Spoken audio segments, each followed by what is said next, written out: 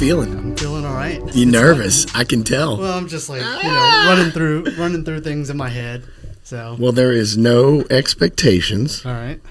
No nerves, because you are the real deal, and nobody can question that, bro. Yeah. I mean, that's the thing. Like, this is more about just me and you. Forget that. I mean, I try to forget the camera's there, but then I'll F-bomb everything. So I want to be real, but I also want to be, we'll do what we do, which is talk about what was really going on. I mean, tell me what's going on with you right now. Like, where are you at with your personal mission stuff? I know you have a direction in your life that you're trying to head with your philanthropy work. Yep. On top of your business work. Yeah. Tell me about that. Yeah. So it's funny because on Facebook it popped up my first race fundraiser that I did 4 years ago for the Children's Advocacy Center. Oh, I love it. And, I'm really involved with a lot of things. My main philanthropic effort is the Louisiana School for Math, Science, and the Arts Foundation. That's where I went to high school. I got a great education. Yeah. And it's really what led to my success. So that's where I love to give back. That's awesome. I want other kids to experience that same opportunity that I was given so that they can advance themselves as far as they can go. Their mascot's the Eagles, so we want them to soar, right? Oh, that's cool. Yeah. So that is in Natchitoches, right? That's right. And there's only one, and I that I know this already, but I'm saying it so our listeners can hear it. Is the goal for that school to remain the only one in Louisiana? Or are they ever going to expand to more locations where they could possibly, or sort of remote locations? I only ask that because it might open the door to more ability to reach more kids. Sure, and competition is a big part of it. You know, there's a lot of other schools that do similar things. Oh, really? Yeah, and there's a lot of these schools in other states. We have sister schools that we can collaborate with and get best practices and try to learn create the game plan to help these kids succeed. Yeah. But as far as expanding geographically, probably not. Yeah. So what is it exactly you think that made such a difference? I mean, you have a unique story, and we'll get into the details of that. But tell me, in that school specifically, was it just the way they motivated? Was it being there full time, like a boarding school? Kind of give me your gist of that thought. Combination of all of that. I think the living part of it was the thing that appealed to me the most. Yeah. I grew up on the east side of Houma. That's some Cajuns down there. And not a lot of opportunity education-wise. That's true. So I thought... Is that Terrebonne Parish? Terrebonne Parish. Yeah, I don't know how that school system is down there. Not great. Yeah. Yeah. It's a struggle. I went down there and to talk to them last year, literally 2 weeks before the hurricane came last year. And was it Ida last year, I believe? Yes. And they got hit pretty hard. Yeah, they got hit hard. And I had the conversation with them in front of the Rotary, or their Wednesday Rotary. They have two in Houma. Yeah. But that Wednesday, whatever it was, that Rotary, I was saying to them, I feel so bad for y'all because every year you have this cycle of how in the world are you going to keep any economic growth going on here when you're just wiped out annually or every other year or every 5 years? It's like, who wants to... oil field industry is also a big factor. Right, and then all of a sudden you've got to change. Regardless of how you feel about the oil industry, you have this up and down thing every 4 years or every 8 years. You've got regulations, then you've got less regulations, then you've got more. And so the business goes up, then it goes down. So I think that's instability. That's the professional word. But I think that's got to play a part in the education, in the way that they can provide for these kids, for the kids in that area.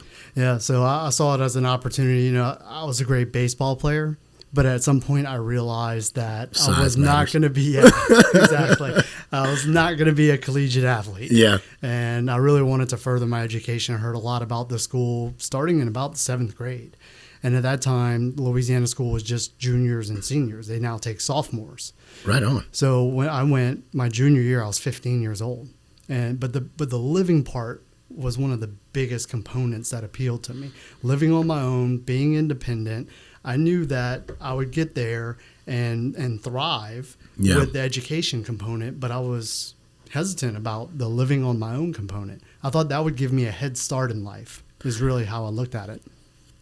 I'm sure it did. I'm sure it gave you some, responsibilities that you were kind of forced to learn. Yeah. You didn't really have a choice. Nobody to wake you up. Right. Nobody to say it's time to eat. Yeah, we all have a kid. We have different kids, multiple kids, and both of us. And so I know that one of my kids wake up no problem. The other one struggles. Yeah. It's funny how they're all like different like that. Right, and you wonder if something like that might be great for them. But then I'm scared to let my kids just go, because then the freedom of making mistakes also, right, and taking. And you have to learn from it. It's in a controlled environment. Yeah, I'm sure, absolutely. Residential life advisors that live in the dorms as well, and I still keep in touch with all of them. Same with my roommates. Lifetime relationships. It is. I have more friends from Louisiana school that I keep in touch with than my home school in Houma. Wow. Yeah. That's amazing. Yeah, but the education, there's courses that I took there that I would have never imagined taking until I got to college. Right. And I tested out of, I think, 18 hours. Holy moly, that's a whole year. Almost. A semester and a half. Yeah, semester and a half, right. Yeah. So I had a great head start going into LSU. I talked about the outliers a couple of podcasts ago, and that reminds me of that book, of how getting that jump start on these opportunities makes such a difference. And failure. Absolutely, because we don't learn really until we fail. I failed history my junior year there. Yeah, but you're a science and math, you're a technology guy, so it makes sense. But you have to have balance in You life care about too. the history of technology. I do. I can tell you a lot about that. But as far as like world wars and stuff, that's hilarious. Doesn't feel to me. I'm wondering, I had a thought, and it just, of course, it went out of my mind. I wanted to talk about how your early childhood life and just how that may have played a part in your exploration as a young man and getting out a little early. Yeah.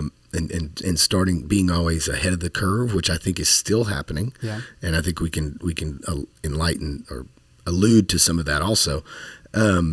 But you were adopted. I was. Yeah, tell the audience about this. A few weeks old. Yeah. Few weeks? Yeah. That's awesome. Yeah, I was born in Taiwan. My adoptive parents, they were unable to have children, and they were exploring adopting children from Taiwan. That's beautiful. And I was the first of two to be adopted into that family, and it was an amazing opportunity I had at just a few weeks old. So that's what I look at everything is the opportunity that was given to me. Yeah. Even at birth, basically. Right. I was given this great opportunity to come live in the United States, be a United States citizen, and I thank my parents for that. Now, the better part of the story is 4 years after I was adopted, they wanted to adopt a little girl. Yeah, and that's even a more special story. They get a call, and my little sister has a lot of medical needs. Yeah. They disclosed that she would have a lifelong need of care. Mm-hmm. And my parents said, we'll be on the next flight out. Wow. That's pretty powerful. What a profound thought. What character that shows in who your parents are. I never understood that as a kid. Of course not. But when I started having kids, then I realized. Especially when the doctor asks your wife, do you want to know? Yeah. Do you want to know whether or not this is a Downs child or not? Exactly. You probably, I could guess how you voted on that. We didn't even have the test. That's what I was going to say, because it was like whatever happens, happens. Yeah. You've been through this already. Exactly. And your sister's so sweet. She is awesome. And she'll be in your life and care for the rest of your life. Yeah, that's one of the goals that I have is to prepare myself to be her primary caretaker. Yeah. Because that day is going to come sooner than later. Yeah. Your parents are a little bit older now, and all of ours are. But so that early childhood was in Houma. It was. Down in the bayou. Yeah, down the bayou. Yeah. Did you go through Katrina? We were here for Katrina. Oh, you were in Baton Rouge already. The biggest one that I remember is Andrew. Yeah, 92, I believe.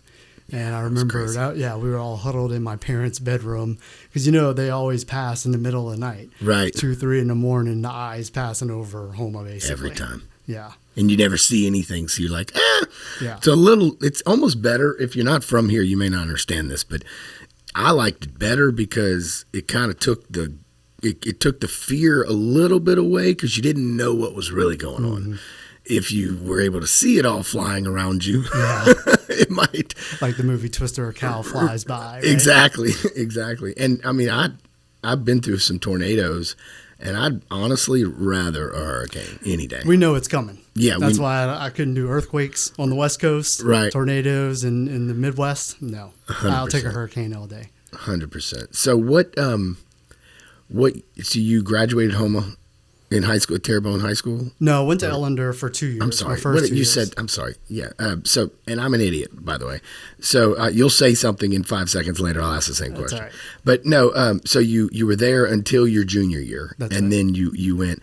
I mean, I could imagine. I mean, Terrebonne Parish does have some cool, they got the Mardi Gras in Houma is awesome. Shrimp and Petroleum Festival down there in Morgan City. They've got other, Mardi Gras is always a great time. Yeah. Fishing's always amazing, until the 1 month of cold that outdoor we get. Paradise. Right. So, I mean, you did have some. Did you learn all that outdoor stuff? Not really. Yeah. Were you inside playing video games? Pretty much. Nice. Video games and baseball. That was it. Yeah, I mean, that's awesome, man. Yeah. That's awesome. So that, I mean, parents were great. Mm-hmm. You learned about adversity. You learned about what it's like to. Did you have to help your parents raise your sister a little? A little bit. It was more sacrificing. Yeah. Some things that I would want to do because we had to go to Children's Hospital in New Orleans. Or right. We had to do something with my sister's medical needs. So. And your parents weren't like rich. No. Yeah, they were just normal. My mom was a mental health social worker. Oh, she didn't make much money. No. Yeah, but she made a big impact. I just mean that. I didn't mean that. But she wasn't focused on the money. Right. Exactly. She was focused on helping people, which says why maybe they did go forward with the adoption. Yeah. And my dad was a service advisor at the Cadillac dealership down there. Nice. So also helping people, and I think maybe that's where I got a lot of that from. Yeah. And money's one thing, but making an impact, I think, is one thing that it really taught me about. Well, and you're in technology, and money is there, and it will continue to be there because progression forward with that, and as we grow, and that's where a lot of our investments are going. So moving forward, you graduated from Natchitoches. And did you know, where did you go to college? Went to LSU. Yeah. Did you know that ahead of time? That was the only college I applied to, I believe. So I knew I wanted to come here. Well, you hope you made it in. Yeah. Well, you made it in. I mean, coming from a great school like that, man, you really, you guys, before we get off the school, tell us who are the alum. I know there's a guy who was a big part of an app. Oh, one of my good friends, Kevin Lin. It was actually his birthday yesterday. He's in Taiwan. Happy birthday, right now. Kevin. He's from Taiwan as well. He's one of the co-founders of Twitch. Wow. Yeah. Just this little company that was sold to Amazon. I think for a few $100 million. Like $900 million. Yeah, that's all. Who's counting? Congratulations, Kevin, and to the team at Twitch. And I appreciate their technology. Twitch is amazing. During COVID, Twitch was a big part of what I was doing and helped us. The same software I'm using right now, it was all just a learning curve, and that's all. That was the later. I think Twitch adopted what Ustream started, and that technology of being able to broadcast just from your house or from anywhere. That is so powerful for a person like me and for anyone who wants to talk in front of a microphone or camera. Yeah. I think it's extremely powerful and kind of changed the game.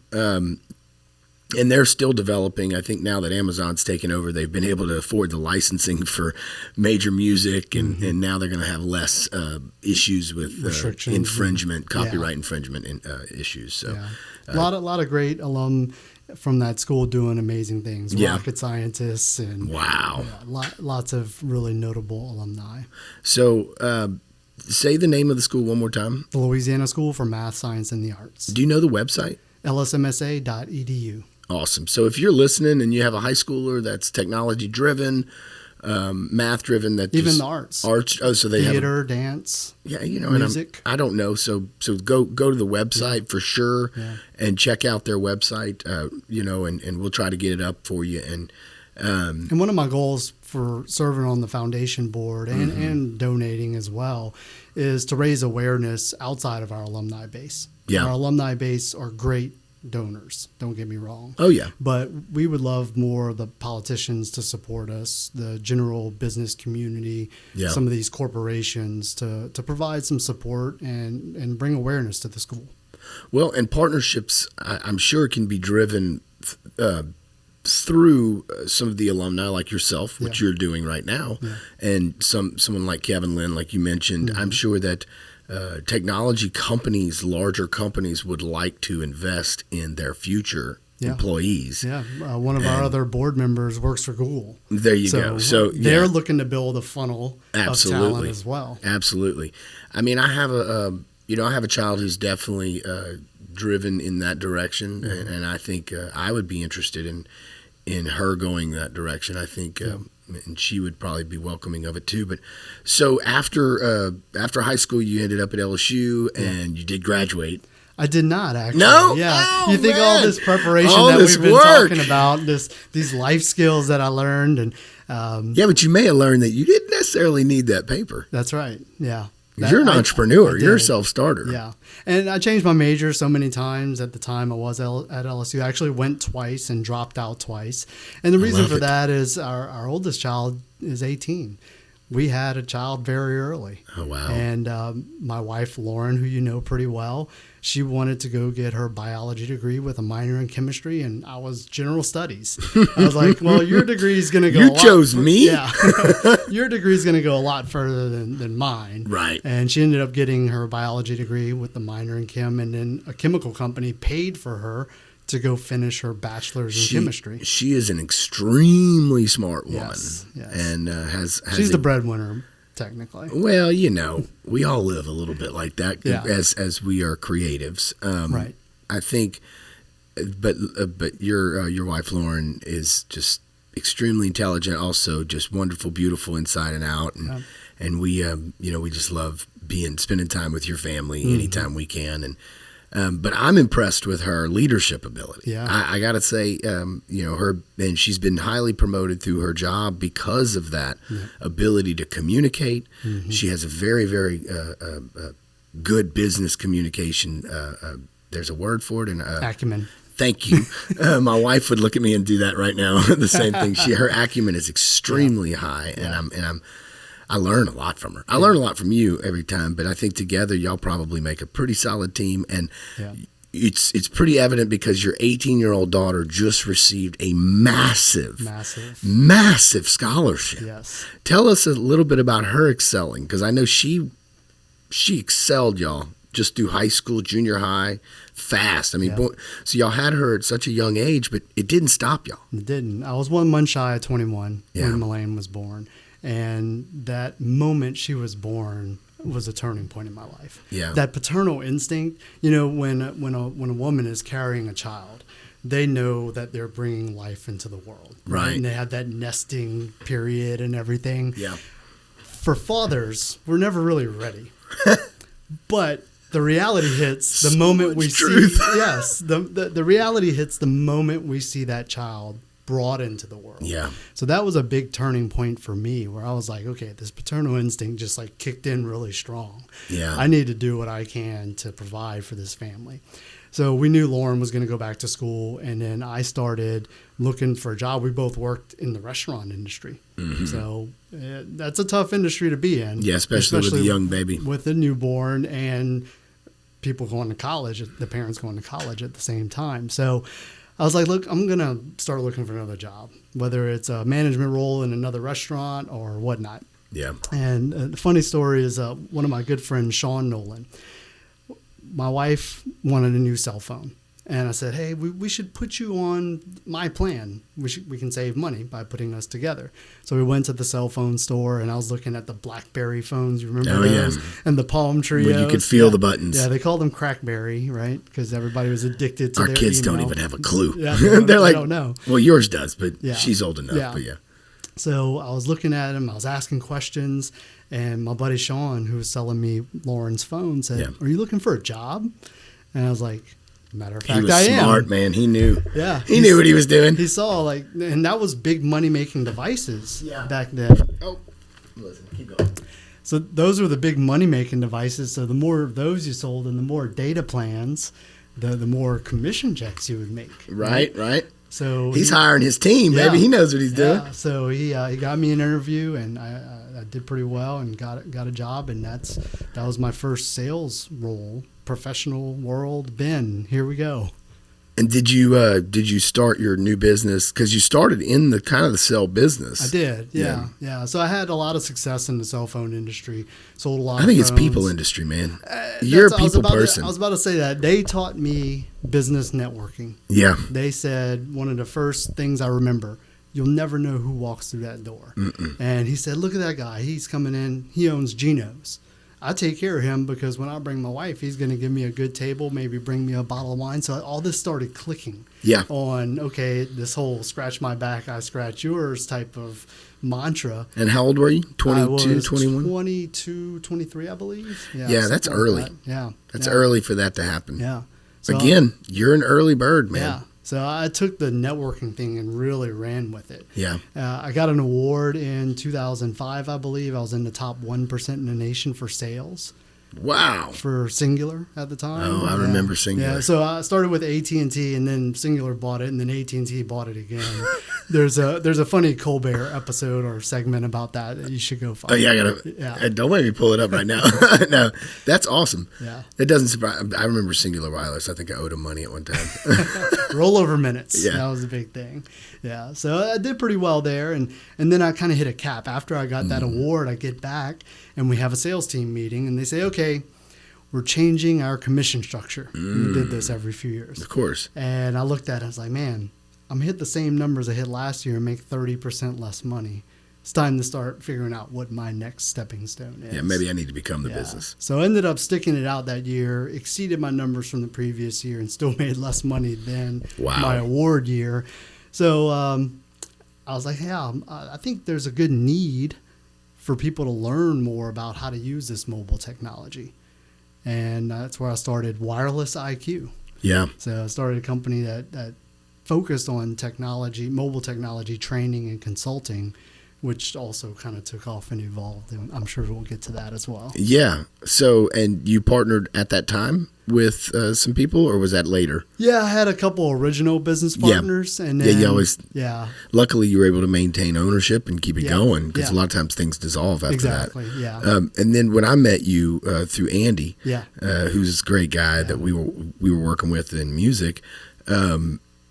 You had already begun your expansion into networking and data management and branding and website building and everything you can imagine technology company. Almost everything. Yeah. There's some things we don't do.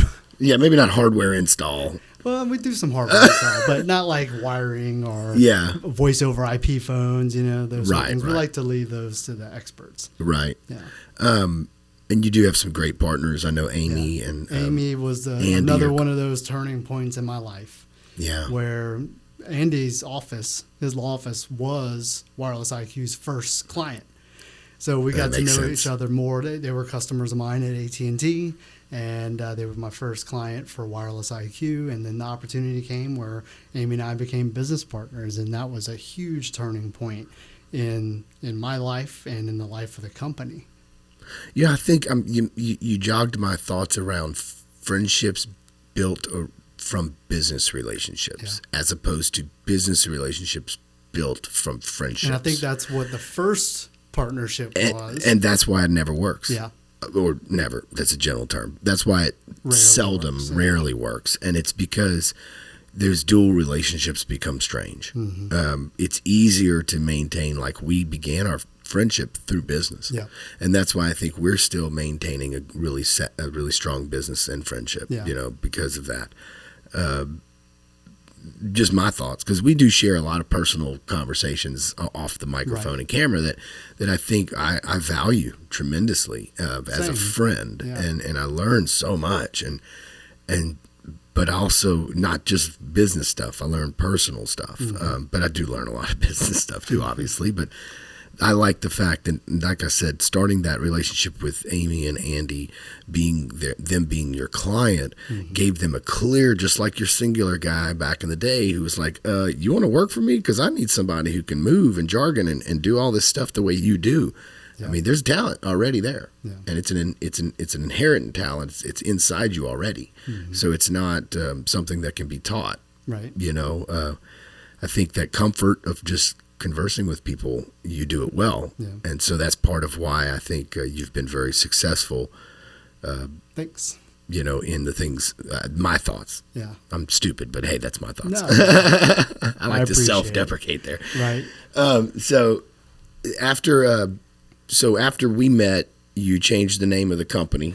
Yeah. And I know I'm fast forwarding. I'm just all over the place. Yeah. I don't care. We get a lot of calls. Hey, do you fix this type of phone, or do you sell this type of phone? And we had evolved so much outside of just the mobile technology that we wanted to rebrand. Yeah. And that's where ToraPath Technologies, we came up with that name, basically. Yeah. Tora is the Japanese word for tiger. Nice. So it's kind of like, all the businesses in Baton Rouge have tiger in it because of the football I love team. it. Yeah.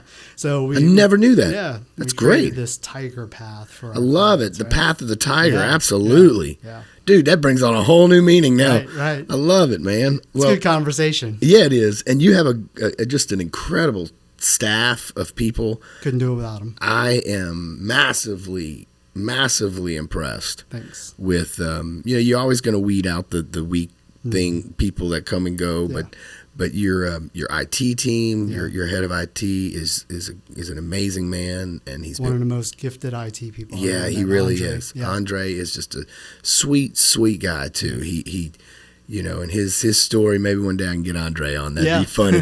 That'd be for the that'd be the late night version. I don't know if he's ever done a podcast. I'm gonna have to ask him about that. He's always behind the camera. Yeah. He's never in front. But mainly your digital marketing team. She and the head of that, Melanie Cascio, is such an incredible talent and just bright.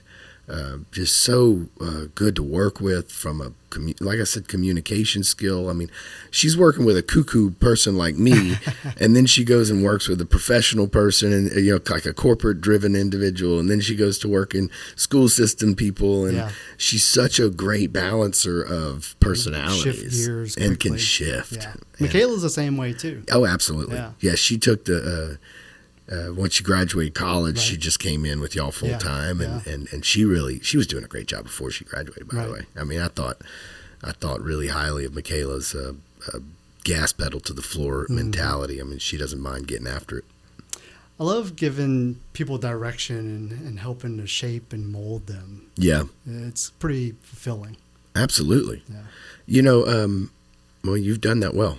Thanks. Yeah, you've done that well with that. How many employees do y'all have? We have 7 at the moment. Yeah. We're at 9. The workforce is crazy right now. That could be a whole separate podcast topic. The great resignation, and I think there's a lot of people that are leaving companies to start businesses. The opportunities have never been higher. Yeah. At the same time, I think there's a lot of risk involved, but hey, that's okay. Sometimes you got to take shots. You listen to Gary Vee like me. Mm-hmm. Sometimes you got to take shots, and you can do that up until like 40, even almost to your 50s. Yeah. And then retire. Yeah. And then still make enough money to retire in something else. Take your shots. Well, and I've started businesses and tons of them and lost a lot in doing that. People who are naturally entrepreneurs are going to do it no matter what. Yeah. They're going to, even if they go to work for somebody, they're miserable. I started my first business when I was 13. Well, there you go. In Homa. I was teaching business owners and teachers how to use the internet. The intranet? The intranet. That's hilarious. Back when we had dial-up. I mean, man. So when there's a need. Yeah. Well, you saw another need in young people. Yeah. And that is coding. Yeah. And so you joined forces and bought into a franchise called Code Ninjas. That's right. And tell us about Code Ninjas. Code Ninjas teaches kids how to code. 7 to 14 usually is our target range. Yeah. And they build video games. So the idea But that's not all they'll eventually be able to do with that coding. No, not at all. They're like building tons of skills. Versatile, right. Yeah. It's a life skill. Like a lot of stuff they're learning in our courses, they could go be web developers pretty easily. So I want to build that 7 to 14 years old. We talked about the outliers. Yeah. If you understand what that means, it means you're getting an opportunity earlier than anyone else. Yep. And it started with my kids, going back to them, playing video games, watching YouTube videos of people playing video games. I don't get that. Yeah, my kid does that too. They love that. People playing Minecraft. But that's Twitch. That's Twitch's model. Exactly. So, $900 million later. Yeah. So all of that comes together, And like all good ideas, it started with a Facebook ad. I saw it in 2017. It popped up on my Facebook. Be a Code Ninjas franchise owner. That algorithm was eating your brain out. I looked at it. I was like, oh, that's cool. And I hit the little save button, and I have a whole bunch of stuff that I saved that I never go back and look at. Yeah, folder that sits there. Yeah. But then we got the contract to do school systems website. Mm-hmm. And I had to sit through a bunch of school board meetings. And the budget stuff's always at the end. Right. So I'm sitting through all these updates, these schools coming up and saying, hey, what have you been up to? And every single one of them said something about coding. And I was like, oh, let me go find that thing I saved on Facebook. So we started to learn more about it. The curriculum's amazing. It's such a fun environment to be in. Yeah. And it's modeled after karate. So they start with their white belt and they learn certain skills and then they move up. Oh, I love it. The belt color system, just like karate, which is great because that helps us tell the parents too, you can't just stick them in this for a month or two. Mm-hmm. It's just like karate. If they want to learn the skill set to succeed at this skill, then they're going to need to stick with it. Right. So it's about, you're also learning about commitment. Exactly. Yeah. Yeah. Problem solving, math, logic, communication skills. Yeah. So there's a lot of great other things that they learn, not just the coding part. Yeah. And we do some pretty cool summer camps, and that registration's about to kick in full swing. We did a drone summer camp our first year, and it was amazing watching them program the drones to take off, do a certain flight pattern, and then land. Dude. Yeah. Ooh, my brain just went somewhere, and I can't say it. But it's one of these things that teaches your kids something that they may use in the future. Exactly. For sure. Exactly. And because that is something that is Amazon is investing billions into that world. Yeah. Yeah. And that world is called delivery package through drones. It's going to happen. Yep. It's not up in the air. It's not in question. It's going to happen. Yeah. They're creating airspace that is going to be only for drones. Yep. They are creating frequencies that they have taken possession of frequencies that are only going to be for drones. Yeah. And so we, just like self-driving cars, it's not in question. It's going to happen. Yep. So whether or not you like it or not, it doesn't matter. It's going to happen. Yep. And that's why Code Ninjas is so important. That's why teaching our kids this lifelong skill that they will use, not just, it's one of the things I feel like Songs of Survivors is doing when we're teaching these kids about about beats and loops, or Matt is, not me, because I'm the idiot. Remember, I'm just the songwriter. But we're teaching kids how to create music without instruments, with just a computer and templates. But they're able to take that skill if they're not musically inclined, and they say, well, I don't really know how to play an instrument, and I'm not really wanting to do that. First off, EDM, electronic music, that's not going anywhere.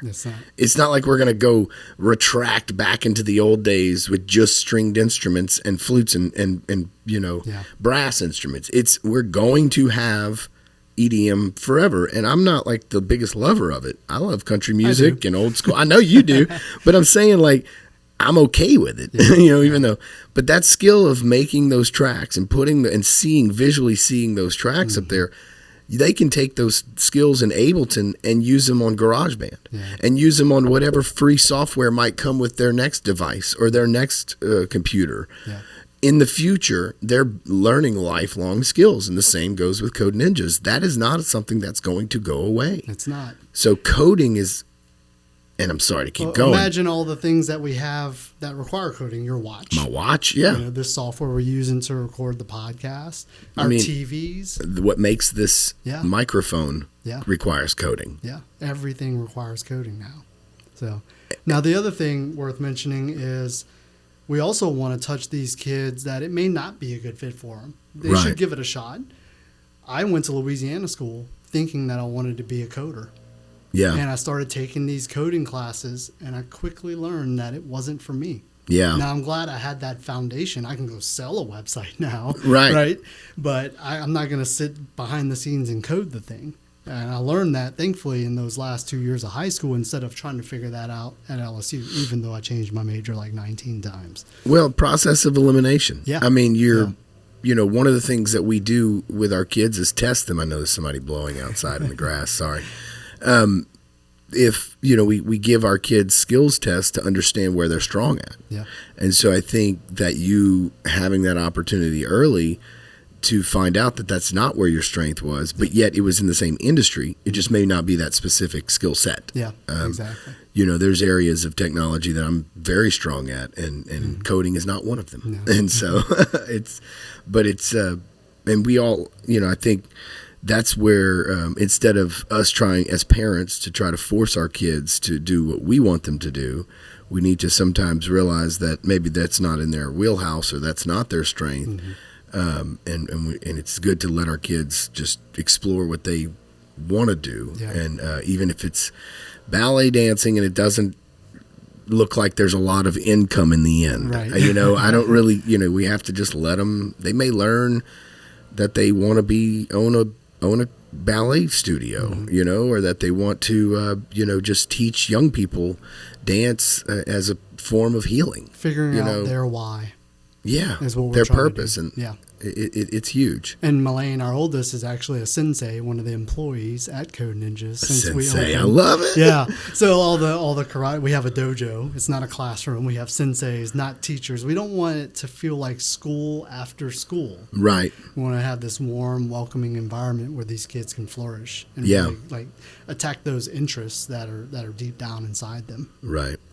Well, and speaking of Melaine, we hinted on what mm-hmm. her success. She's headed to college. She was. Let's circle back to her because I jumped off of that subject and I didn't mean to because I'm ADD enough to do anything. I'm used to it by now. Yeah, you know me well. You know how to ping me. So tell us again about Melaine and what she did. Yeah. And in going into junior high and then into high school. Yeah, she's always been pretty autonomous when it comes to school. I can't remember a time where we've had to help her. Did you check her grades lately? Yeah, I mean, she's never made anything other than an A on her report card ever. Wow. That's the first thing. She made a 33 on her ACT. Wow. Which I think that's what unlocked these huge scholarship opportunities. 36 being the max. Yeah. I don't know if she's going to take it again. I'd be pretty happy with 30. I don't think it's going to make any difference. So it's not a self-driven prophecy for her. She's good. Yeah. So I always joke that she's our one guaranteed contribution to society. Or she's going to take care of you in the future. yeah, I'm hoping so. But we've given her also the autonomy to explore the things that interest her. Yeah. She's doing powerlifting right now. The state meet's coming up in a few weeks, and she's projected second right now. Wow. Statewide in her weight class. And she's only been doing this. Last year was her first year. She throws javelin, track and field. Amazing. She's done pretty well with that. And she's very involved with 4-H and her church and a lot of different things. She's created a great life for herself, and we've just helped give her that encouragement to be the best person that she can be. Well, she has a great story to look after and model. I think it's I want to allude to her high school experience because in high school the only Melaine I know is that she didn't go to school ever a full day, right?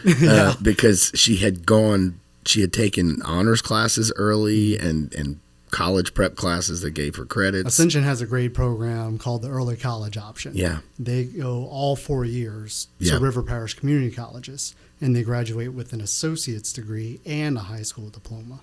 Pretty impressive. Which I thought was a great... Oh, my gosh. I thought it was a great compromise because I told her, I said, hey, why don't you go to Louisiana school? Of course you. Like I said, we want our kids to do what we want. But at the same time, I remembered when I had applied to Louisiana school and how my parents approached it. And they never pushed me to do anything either that I didn't want to. They gave me the guidance and the information I needed to make the best decision for myself. Yeah. But they said the decision is up to you whether you want to apply and go. Yeah. So I told her the same thing. And I think Lauren didn't want her to leave the house that early too, especially because they take sophomores now. Yeah. That's a huge difference, that extra year earlier. So I thought it was a great compromise with the early college option. I heard good things about it. We went to the discovery sessions and learned more about it, and that's what she wanted to do. And it was a commitment. They say you have to commit coming out of 8th grade that you will go all 4 years at RPCC. Now, I think she liked it a lot because she could still do the extracurriculars at Dutchtown High, the sports and the clubs and everything. But I think what really appealed to her was junior and senior year where she was on college schedule. Yeah. So like this semester, she didn't go to school on Fridays. I mean, we talk about this early application, early approach. She is learning responsibilities. She's learning life skills. It's going to teach her, being committed and following through, with something she started 4 years ago. And it's, and then being able to come and go a lot more. And you guys can trust that you can see it in the proof is in the pudding. So, she's doing her work. She's showing up when she's supposed to. Yeah. Normal stuff that us fans. We do track her on Life 360. Well, I mean, safety is always, first and foremost, but also, and she's still a teenager. I mean, you don't want to take that away from her. Right. But the fact that she can do all of these things and be such an early adopter of, her skills and recognition of her skills, man, that is going to serve her in the future. And it already has going into college. She's now already going into college next year, this next semester, right? In the fall. In the fall with not only an associate's degree already, but she's also going in with a massive scholarship that we don't need to talk about the number, but it is an incredible opportunity for her to probably finish college with her bachelor's under that scholarship and not have to spend any money in college to support herself. What an honor and an opportunity that she's given or that she's earned. Because she wasn't given that opportunity. And she's earned that opportunity. When we got that scholarship award in the mail, I told her, I was like, I'm proud of you. You have worked hard.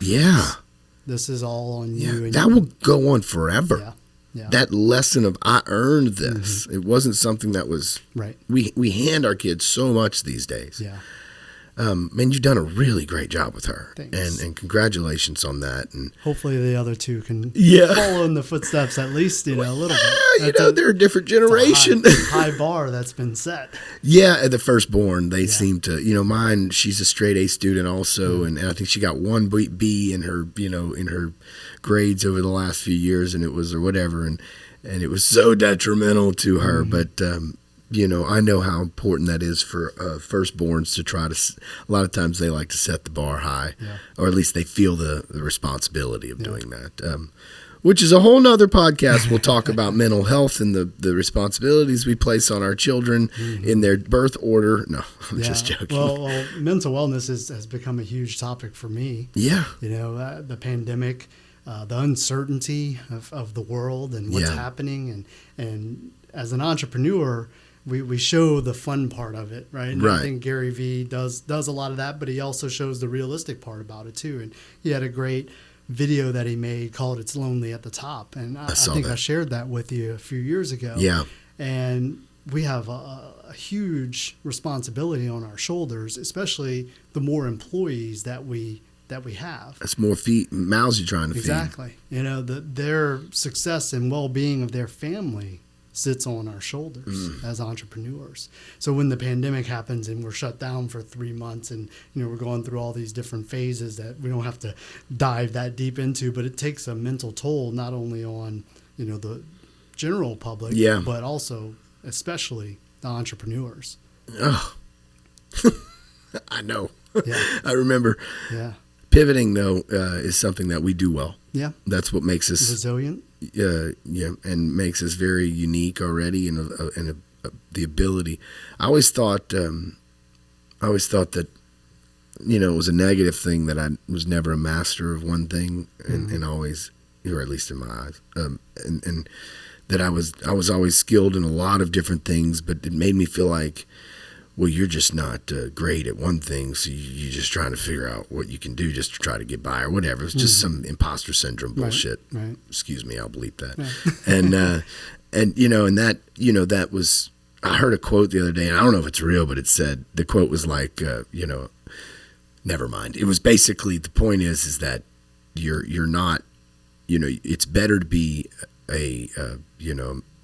good at a lot of things so that you can do whatever you got to do to make it. Because back in the day, We didn't have technology. You just had to make do. You had to figure out how to get your food. You had to figure out how to get your water. So that just those problem-solving skills, when you're an entrepreneur, you have to pivot. You have to learn how to, and when you're, I think one of the greatest things I've learned from Gary Vee is empathetic leadership. How to recognize that you actually do better when you lead in an empathetic way. Yeah. You do your employees perform better, your partners, your volunteers, whoever it is that you're working with, your clients, your participants, they all perform better when you lead with empathy and when you recognize that they all have just as many problems as you do, and that no one's life is any more important than anyone else's. And I've had to learn that myself, my ego checking and recognizing that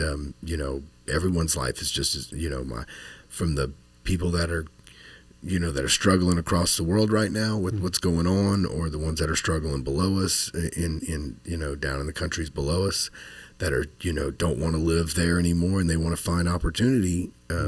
They're reaching for it any way they can and any way they know is the way they know it as right. If that made any sense, but their perception of what is right and wrong is not the same because our environments are all different. It's the same as me trying to get out the restaurant industry. Yeah. I was clawing my way out, trying to figure out what would be the next best opportunity for me and my family. Yeah. Same thing. And then you walked in a cell phone store. Yeah. But it's that people skill. Yeah. It's that natural entrepreneurship that you have already. I mean, it is. And, but empathy, that is huge. Yeah. That's been a big part. Like absenteeism used to But think really about where you me. came from. I mean, like where you came from, you were brought into this world and then given opportunity from someone who was an empathetic person, who were great people with hearts of gold and wanted to serve. And so now, I adopted that leadership style. You adopted that leadership style. And they're still great folks, and I love seeing your parents. And so now that you've got your business, you were voted last year? 2020. 2020, 2 years ago. Gosh, 2021 went where? In 2020, you were voted top 40 under 40. Yeah. Which is really That was huge. A big goal of mine. I don't know if y'all saw the shirt I'm wearing. Yeah, there you go. Yeah. Goals are just dreams with deadlines. That's right. That was a goal that I set out, obviously, before I turned 40. I needed to make it happen. But, that's a huge thing in our area. And it's not just focused on the business professional side of things. Yeah. The philanthropy had a big part of it as well. Absolutely. And that was a missing component that I had to fill that void over my previous years on being nominated. So you chose the Children's Advocacy Center as your recipient for the fundraiser that you were going to do, which was... A half marathon. Yeah. So you had to start getting physically fit and training. Yeah. Had you always been physical? Yeah, baseball. And I ran track. I was a sprinter. Oh, yeah. So distance running was kind of a weird shift in gears for me because I stole a lot of bases in high school for baseball too. So for me, it was go as fast as possible. This is why your son's so good at baseball. Yeah. I didn't realize. Dude's fast. Yeah, he's quick, boy. He made a big team too, didn't he? Yeah, they had the Little League World Series last year, and he was on that path to go to Williamsport. That's amazing. Central Parish had a Little League team, and they formed a team together. And then we played the reigning champs from Kenner, East Bank. Yeah, and I'm glad. And they banked it. Yeah. I told Maddox after the game because they got smoked like 7-0. They might have had like 1 or 2 hits. I said, Maddox, those kids have been playing together a long time. Yeah, you can tell. And they're 12 years old. They look like high schoolers, and they look like they're playing on a collegiate level. Wow. It's the only way I could describe it to them.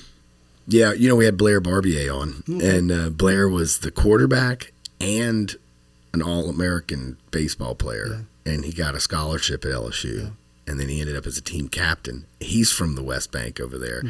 They're doing something over there in New Orleans, man, with baseball. But it's got like Lake Charles. But your son is incredibly talented too, and it's just like all of your kids have really adopted your skills of just talent in general. From the mind to the physical part. So you started running you got involved in the Louisiana Marathon, is that correct? That's right. That's the half marathon. Yeah. And actually, the first half I did was for the Our Lady of Lake Children's Hospital When they were building that. Amazing half. Cool. And that was 4 years ago. And I was like, you know what? I'm going to run this race. And I've been training for like 12 or 16 weeks, something like that, in preparation for it. And at the time, we were talking with the CAC to do some digital marketing stuff. We were talking about Facebook and fundraisers and how to raise more awareness and money for nonprofit organizations. I thought to myself, I should put my foot where your mouth where your mouth is. Thank you. And I was like, I will do a fundraiser for y'all. I remember that. Yeah, and that was my first one. Yeah, I was working for him at the time. Yeah, so I set a goal of like $300. Pretty simple goal. And we hit that in like 24 hours. Yeah. So I doubled the goal to $600, and I think we raised $650. That's awesome. But I was creating this framework too on how could these nonprofits use these types of fundraisers to help them raise more money. It's a nonprofit raising money for a nonprofit. Yeah. Do you realize that? Yeah. That's a Louisiana Marathon is a nonprofit, right? I don't believe. I think are they a for-profit? For-profit? Fresh Junkie Racing, I believe, is. I don't know. I guess I figured it was a for-profit. Yeah. I mean, a nonprofit. Well, anyways, the point is the idea is you take. I like the idea too, and you're kind of just opening my mind to this now. I didn't even think about this before this moment. Is that you can take influencers or individuals like yourself and not ask them to give money. Yeah. You ask them to give something they're already doing. Yeah. Or they want to do. Right. They want to set a goal. They want to reach a goal because you're a goal reacher. You're gonna continue to set goals every day. But other people in our community, they're all over the place. I mean, these running clubs are huge already. Yeah, running is huge. And one thing that I really wanted to do was show the nonprofits, pick a local nonprofit, and tell my network and my reach why it was important to me and creating kind of a story. And we all know what the CAC is. It's an organization that I hope I never have to use for my children, but I know it serves an important purpose for our community. So creating the story behind it, I think is pretty huge. And then using my reach to share the story. And it's funny because Facebook popped up the other day when I opened it, and it said, you need to turn on Facebook protection. Have you seen this? Yeah. And it said, because of your potential reach, we want to protect your account. And thankfully, I already had some of the security things in place, but I was like, because of my reach? Okay. Facebook's algorithm. They are also feeding your ego. Yeah. Heads up, folks. Facebook's algorithm was like, this guy. Yeah. They know what to do. Yeah. So no, telling the story about why I chose a nonprofit. The second year I did it for Options Foundation, which provides housing and other services for mentally ill adults and like job placement and those sort of things. And then the following year was my big one. I did it for the Arc of Ascension, where my sister receives services. She I remember that year. Respite services, day habilitation, basically a job placement for her, and really a social environment that she can interact with her friends. Yeah, with other peers. Yeah, absolutely. That one, we raised over $4,000. Yeah, that was a big I one. believe. Yeah, $4,600. The number just kept going up. Yeah. And then the following year was pandemic year, and they actually had the Louisiana Marathon, but they pushed it back to March. It's normally in January. That year, I did it for Carnival Crew de Louisiane, another nonprofit that we like to support, because they had to cancel their Mardi Gras ball. So I did a fundraiser for them. Yeah. And then this past year, I did it for, drawing a blank now.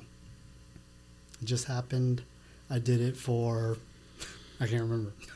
For the last, and look, the point is that you're continuing to sow into the community in all the. Go ahead. I remember it came to me. I did it for Hogs for the Cause. Oh yeah, yeah. So Hogs which for is the Cause. Alzheimer's.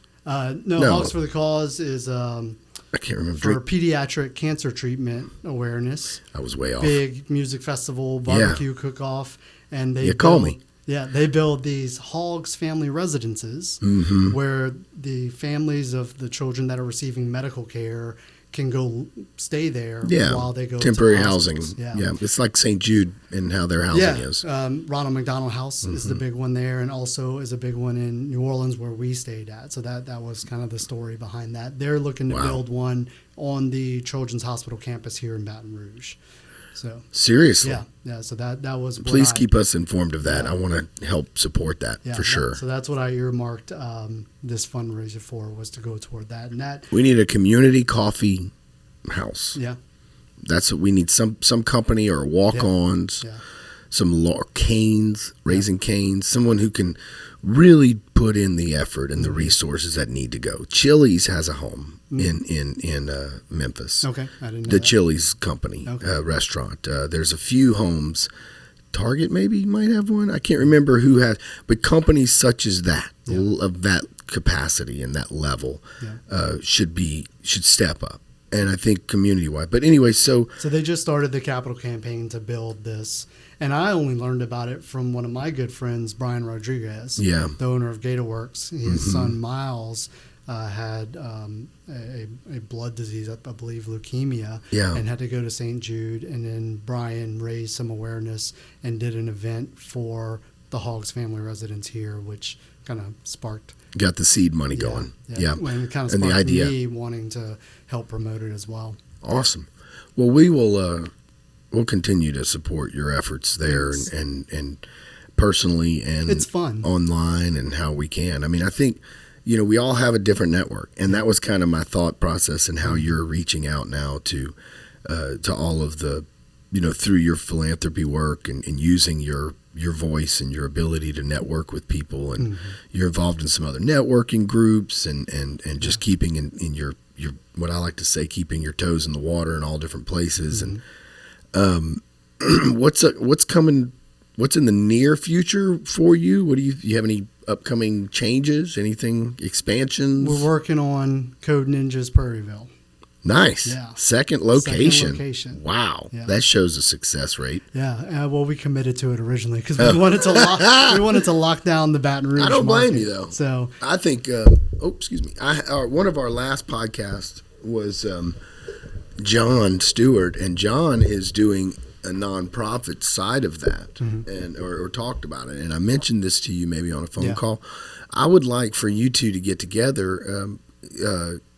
In a way, if there's a way to partner the more logistical stuff, where he has the effort and maybe he's part of the community that he may be able to help reach the need. Yeah.